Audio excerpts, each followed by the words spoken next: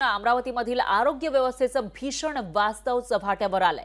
Dengue बाधित रुग्णांवर जमिनीवर उपचार केले जात आहेत। रुग्णांवर जिल्हा परिषद शाळेमध्ये उपचाराची वेळ आल्याचं दिसतंय। पुरेशी व्यवस्था नसल्याने डॉक्टरांकडून जमिनीवर उपचार केले जात आहेत। मेळघाटातील जांभली आर गावातील हा धक्कादायक प्रकार आहे। आरोग्य विभागाच्या अधिकाऱ्यांचं प्रकाराकडे दुर्लक्ष होत असल्याची माहिती समोर येते।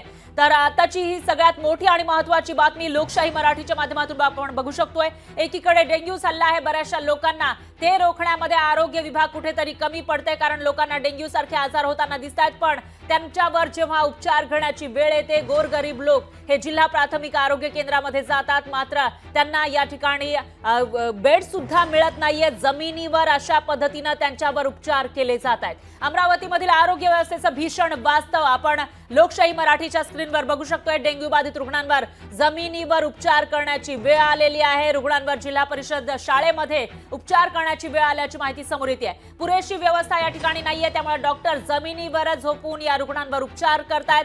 पण या ठिकाणी आरोग्य विभागाचं दुर्लक्ष होताना दिसून येत आहे।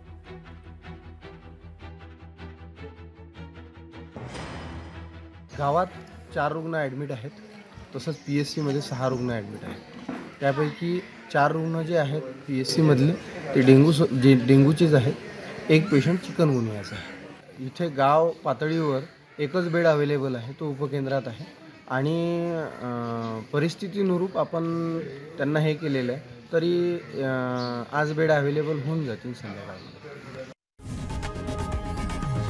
लोकशाही मराठी ऐका, पहा, जागरूक रहा।